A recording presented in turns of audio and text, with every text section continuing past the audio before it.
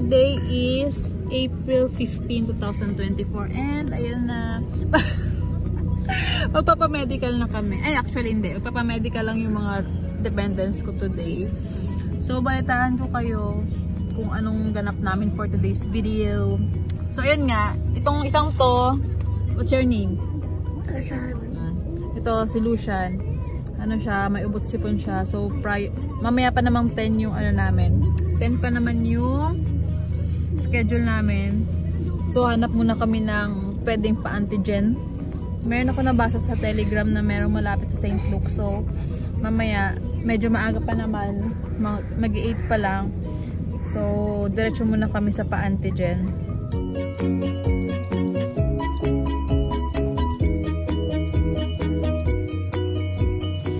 So, ayun. First day's done. Ano na? 4:25 na.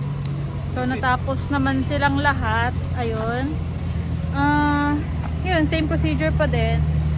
Actually, kasi show ko daw yung sugat niya. Ayan. Kaya Ate Baleng, wala na. So, luckily naman, napaigra silang dalawa. Itong isa, yung bunso, meron siyang cold. Pero kasi, dahil sa Telegram, nagpa-swab na muna kami bago kami pumunta kanina sa SLEC. So, meron siyang available na meron siyang available na antigen.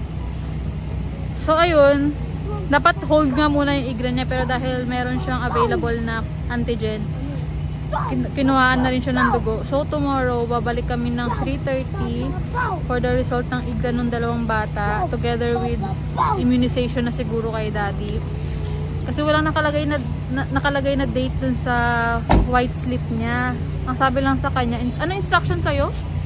Balik ka raw ako bukas kung ano raw maging result sa dalawang bata. So, haggard. Mga haggard yan. Ito kawawa naman. Hindi na naman nakatulog. Konti lang. Siguro mga 30 minutes lang siya. And then, ayan o. Is it ouchie? Hindi naman. Buti nga yun. Buti hindi masyadong umiyak. Hindi pa siya umiiyak. Sana bukas malakas din siya sa mga ibibigay sa kanyang mga vaccine. Ikaw ate, how's the feeling? Nung kinuha ng dugo? Ay, okay lang. Medyo magaan talaga yung mga ano nila, no? Yung mga kamay nila sa pagkuha ng dugo. Sana hopefully tomorrow sa pagbigay ng mga vaccines, okay din. So ayun, simula 10, actually mga 9 kami dumating rito. Kaya may time pa kami kanina na magpa antigen test. So 9 hanggang ngayong 4:30, ayun, ito yung oras namin kapag nagpa-vaccine kasama, kapag nagpa-medical kasama ng mga dependents. Medyo maproseso talaga. Tawag dito. Ayun, yun lang naman yung yun lang yung nangyari for today. Medyo naghiwalay lang si ate tsaka si bunso. Kasi nga yung si ate after ng PE, pinaigra na siya sa laboratory. Si Lupi, yung bunso, pinapunta muna siya sa second floor. Ano tawag doon? Chinek muna yung kanyang vaccine, tapos chinek nga kung bakit may calls, ganyan. Pina-hold kasi nung doctor sa PE. Pero nung pag-submit na kami ng antigen, ayun, okay na. Oh, ayun, may nakita pa kami kanina sa second floor. Nagpapamedical din yata yung family niya or siya. Hindi ko napansin kasi yung asawa ko yung kausap niya. Shout out daw kay Mr. Harold and Risa. Thank you sir sa pagtanonood ng vlog. So ayun, update ko kayo tomorrow kung anong mangyayari. Ayun, so konting kwento lang pala about sa nangyari for today. So dumating kami ng Bocobo mga around 9. Nagpa swab test or nagpa-antigen test yung anak ko sa super basta post ko na lang dito yung kung saan yun, kung ano yung medical. May sugot ako po. Opo. Then ano kaya yun? After 30 minutes may result naman na. Then kumain kami ng breakfast, tapos pumunta na kami nung SLEC ng 10. Wait lang anak, kasi 10 AM yung schedule namin. Ay, ang kulit.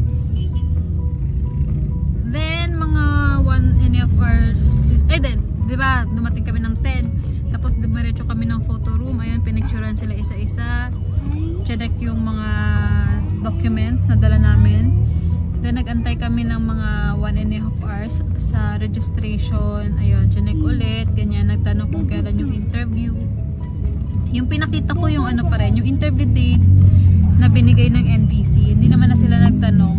Nagtanong pala yung nasa reception kung bakit hindi na daw ako kasama sa pag-medical. Sinabi ko tapos na ako magpa-medical. Tapos parang sinerge din ng girl dun sa counter kung kailan ako nagpa-medical. So ibig sabihin may ano nga ako doon, may record na ako sa kanila. Then after nun, mga 11:30 umakyat muna kami sa 5th floor para magbayad ng medical nilang tatlo. Then after that, kumain muna kami ng lunch. So bumalik kami ng SLEC around mga 1 PM. Dumiretso na sila dun sa ano, sa vital signs, silang tatlo. Tapos after, yung asawa ko medyo tumaas yung BP niya, nag 180/100. Tapos parang ni-repeat BP lang naman siya. Ayun, buti bumaba naman. Bumaba naman siya ng 140/110. So tinanggap naman yun. Then proceed sila sa eye test. After eye test, yung parang bago lang doon yung sa anak kong bunso, since 4 years old siya. Hindi siya letters, parang pictures naman yung kanya, pina-identify yung pictures. Then after nung eye test nila, proceed sa PE. Yung sa PE, ako yung kasama nung dalawang dependent ko, yung si ate tsaka si Lupi. So sa PE same pa rin naman, parang nagtanong lang, parang walang nagbago, nagtanong lang din naman about sa anak ko kung kamusta yung mga vaccination, ganyan. Tapos yung sa bunso naman, since may sipon nga siya, parang tawag dito, nagtanong yung doktor kung kailan pa yung sipon niya. So yun nga, ganung morning lang naman siya nagkaroon ng sipon. Then after nun, pumunta na sa sa US counter. Nagmagkahiwalay kami ni PJ kasi siya sarili niya lang na nagpa-PE. Yung dalawang babae ako yung yung dalawang anak ko ako yung kasama. Then wait dun sa US counter, yun may instruction kay ate. Sa 4th floor na siya for Igra. Then kay Lupi sa 2nd floor naman. So nagkahiwalay sila. Yun nga, nagkahiwalay sila. Tapos si PJ hindi ko na alam kasi siya yung lumakad nung sa laboratory niya tsaka sa x-ray. Mukhang normal naman yung x-ray niya kasi may letter N dun sa parang paper. Malalaman namin bukas yung result. Tapos ayun na yung instruction na after dun sa 2nd floor, yung kay Lupi nung sa 2nd floor, nung pinakita naman na yung antigen test, yun, pinabalik kami sa IGRA sa laboratory para naman sa IGRA. Ayun, tapos bibigyan ka ng slip na kung kailan, anong oras ka babalik. So kami nga tomorrow April 16, ang balik namin ng 3:30 PM. Yun, sasabihin kung anong result ng IGRA test ng dalawang bata. Then kay PJ, yun din, sasabihin din kung immunization na siya. Pero sana nga, hopefully immunization na, kasi sa akin naman nung first day ko, sinabi agad sa akin na first sputum ako. So, sa kanya naman, ang sabi sa kanya, balik na lang siya kung kailan pinapabalik yung dalawang bata. So yun nga, bukas. So update ko kayo bukas kung anong mangyayari sa amin.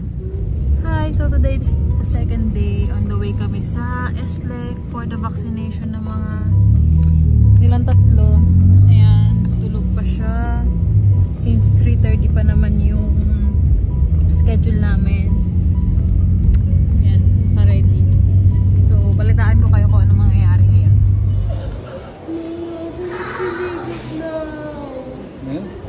Ayan, and we're done. And, ano? Ayun, so natapos na ang 2nd day. And yun, cleared silang tatlo. Yay! So, So, si Daddy, naka-4 siyang shots. Si Ate Baleng, 6 shots, 2 each arm. Then, tig-isa sa tawag dito sa thigh? Sa legs, sa ganun. Sakit. Tapos si Lupi din, 6 shots din sa kanya. Sakit? Ano masabi mo, Ate B? I couldn't handle it. Then, dumating kami ng 3:30. Natapos kami ng around mag-8 na. Then, mga mag-8 kasi kinuha pa namin yung vaccination summary. So kami, dumating kami ng ng SLEC mga before 3:30 kasi 3:30 nga nakalagay doon sa appointment time. Pero kung kaya yung dumating ng mga before doon sa time nyo, much better para hindi na kayo gabihin. Kami kasi sinunod namin yung 3:30. Yun, kaya medyo ginabi kami sa pagkuha at pagkuha ng vaccination summary, tsaka yun, natapos. Since bawal ang pagkain sa loob, tsaka medyo matagal kapag maraming tao, may tendency na magutom yung mga bata. So pakainin nyo muna yung mga batang dala nyo bago kayo pumunta ron. Make sure na busog sila kasi kawawa naman, mag-aantay talaga sila hanggang natawagin. Tsaka hindi natin masabi, hindi mo rin kasi alam kung ilan talagang vaccines ang bibigay nila, ay ang ibibigay sa kanila. So yun, dapat may energy naman sila bago sila bigyan ng mga vaccine. May advice naman doon, nag-advise naman yung, hindi ko alam, nurse siguro yung nagbigay ng vaccines. Nag-advise naman siya na kapag nilagnat, paracetamol lang every 4 hours. So pag uwi namin, mag-paracetamol na yung dalawa kasi medyo madaming binigay sa kanila. Pero ayun, thankful talaga na na-clear na yung mga dependents ko. So yun lang guys, thank you for watching and see you on my next vlog. Bye! Bye. Bye ka na. Bye, sabihin mo na sakit. Bye. Bye ate! Bye! Bye.